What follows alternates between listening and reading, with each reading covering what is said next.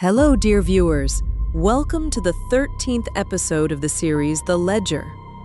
Don't forget to subscribe and turn on notifications so you don't miss a single episode of this series, in which the victims are cursed and turned into animals. You can also support us by liking the video and leaving your lovely comments. Enjoy the show.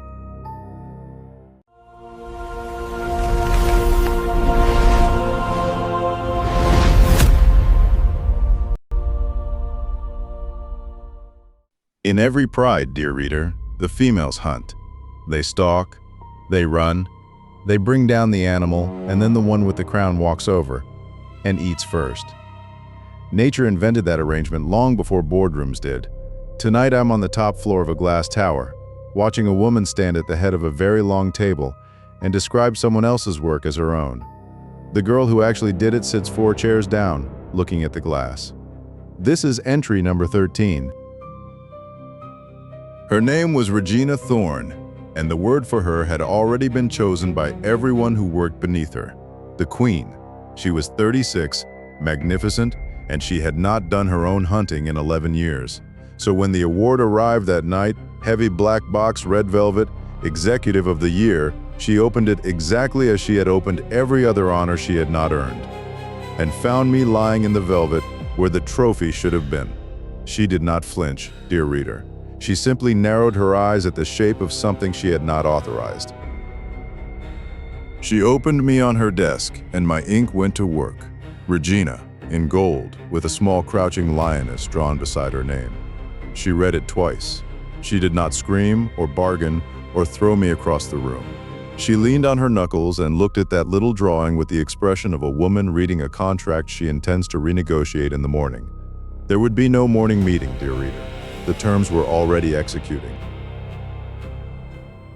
It began in her eyes, the hazel drowned in molten amber, the pupils swelling into wide black rounds, and behind them woke that cold reflective shine that only lives in predators, the mirror at the back of the eye that turns a dark room into daylight.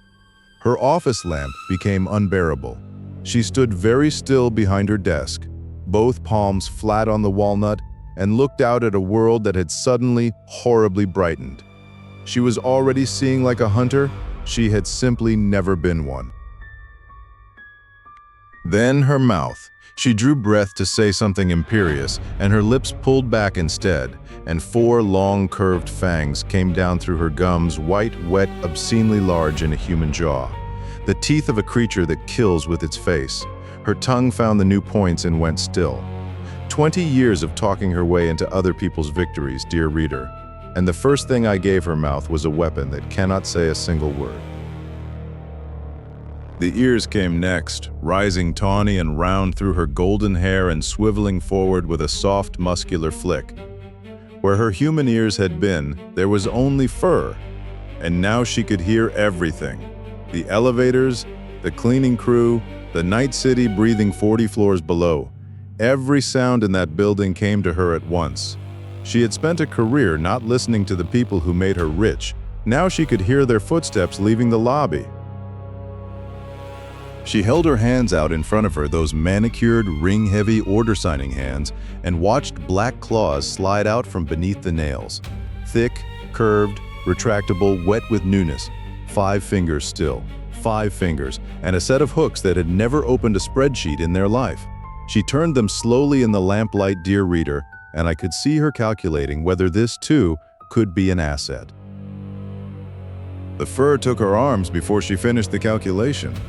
Short, dense, tawny gold sweeping up from her wrists, swallowing her forearms, flooding past the elbow, thickening her limbs until the heavy gold cuff bracelet bit into the muscle beneath.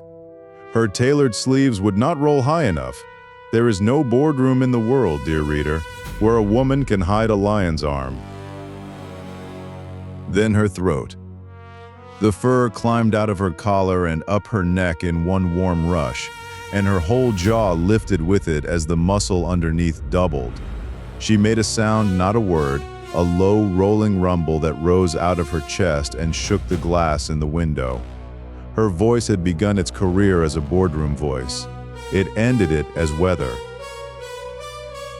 Her face went under next, Tawny gold poured up over her cheekbones and forehead, white fur filled in around her mouth and chin, and her nose darkened and shrank to a broad leonine pad. The high, sharp cheekbones that had photographed so beautifully for 11 magazine covers were still there. They were simply covered in a big cat's coat. Now beauty, dear reader, is not what I take, it is merely what I redecorate.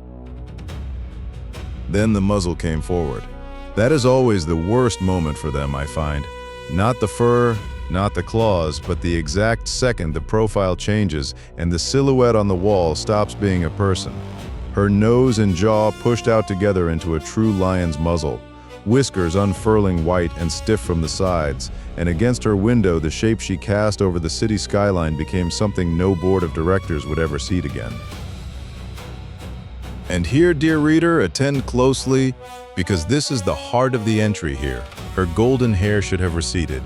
Lionesses do not wear crowns. Their heads are sleek and short-furred and built for slipping through grass. But Regina's hair did not fall away. It thickened, it coarsened, it grew heavy and gold and magnificent all around that lion's face, exactly as she had always worn it, and settled into a great full mane. The crown that belongs in every pride on earth to the one who does not hunt. She had spent her whole life demanding that crown. I am nothing if not accommodating. The head finished itself, the heavy jaw, the whiskers fanning wide, the fangs settled into a mouth built to hold them, all of it framed in that impossible golden mane. She stood in the middle of her corner office wearing a cream-white suit and a lion's head. And if you had shown her a photograph of herself in that moment, dear reader, I suspect some part of her would have thought, finally. Then the body caught up. Her shoulders swelled, her back broadened, muscle laid itself down across her ribs in slabs that no tailoring on earth could accommodate, and the cream suit gave way, seam after seam, sleeve after sleeve, until the most expensive silhouette in the city was hanging off her in strips. She had built an entire identity out of clothing that fit perfectly. It came apart in under a minute. The tail tore out through the back of her ruined trousers and lashed once, hard. A long, tawny rope with a dark tuft at the end. She twisted her maned head around to look at it, and it moved again, not because she moved it, but because she was afraid, and it answered the fear before she did. That is the first lesson of the body I give them, dear reader. It will tell the truth about you, whether you authorize it or not. Her shoes burst next. Broad padded paws spread out of the ruined cream heels. Black claws splayed on the carpet, and her lower legs folded backward into the long, spring-loaded hind limbs of a hunting animal. Legs built for the chase. Legs built for the work she had spent 11 years assigning to other people. I do enjoy a well-made irony, and this one, dear reader, was tailored. And then her spine bent, and she went down onto all fours. The last shreds of the suit slid off her back and pooled on the carpet, the black camisole with them, and the height she had used to dominate every room she ever entered dropped to the height of a table edge. Nothing about it was violent. She simply lowered the way an animal lowers, and the woman was no longer standing anywhere in that room. There was one thing left of Regina Thorne, and it was in her eyes. Everything else was lion, the great maned head, the muzzle, the fangs parted in a breath. But those eyes were still hers, warm and hazel and wet, staring out of that enormous golden face. And down through the fur of her cheek, dear reader, came the tears. 2 of them. She had never once cried in that building. She waited until she no longer had a face anyone would recognize, and then she wept where nobody was left to see.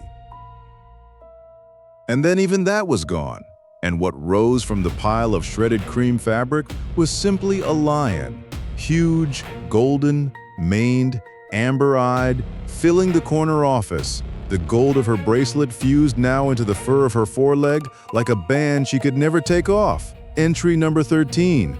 Complete. Magnificent, honestly. I do not say that about all of them. She roared. Not from grief. I think from the sheer intolerable pressure of a body that had no other way to speak. The sound came out of that maned chest and hit the room like a truck, and the glass shelf of crystal awards behind her burst apart in midair. Every trophy she had ever collected for work she had not done went off like a bomb of glitter, and she stood in the middle of the falling glass with her jaws wide, saying the only thing she could still say. Afterwards, she prowled out into the boardroom, up onto the long black glass table, the table where she had presented other people's results as her own, and down its length on 4 heavy paws, claws leaving 4 deep white gouges in the surface with every stride. Along the wall to her left ran the framed magazine covers, a dozen versions of a confident human face, and she did not look at a single one. She simply walked her table, dear reader, the way a queen walks her territory, which is what she had always been doing. By the next morning, the news had gone through that building faster than any memo she had ever signed. And here is how the account of Regina Thorne closes. Bright morning, the boardroom. The lioness sitting upright and regal at the head of her long black table, chest out, mane blazing gold in the daylight, and 12 empty white chairs, tucked in neat, facing her. Nobody came. Not the analysts, not the directors, not one of the people whose work had built that view. She held the meeting. She held it perfectly. She simply had no one left to hold it with. Let me tell you the last cruelty, and it is nature's, not mine. A lioness with a mane is a real thing in this world, rare, powerful, and utterly alone. The males will not accept her. The females will not hunt beside her. She belongs to no pride at all. Regina spent her whole career taking the crown that belongs to the one who does not hunt, and I gave it to her exactly. And now she sits beneath a wall of her own photographs in an empty room with a golden mane, and nobody to feed her. My dust went out through the window that morning and left her sitting there. She was still looking up at the covers when I went. A queen is only a queen, dear reader, if somebody else agrees. And already the ink is moving again, and this time it goes somewhere much softer. My next page holds a pretty young woman in her mid-20s, blonde, agreeable, well-dressed, who has never in her life had an opinion that wasn't handed to her first. She nods when the room nods, she turns when the room turns, and she has followed a crowd into things she cannot now undo. The drawing shows curled horns coming up through her ponytail, thick white fleece climbing her shoulders, dark little hooves where her fingers used to be. Entry number 14 is coming, and this one will follow me right onto the page. Subscribe and be here when I open. After all, I would so hate for the next name I write to belong to someone who wasn't watching.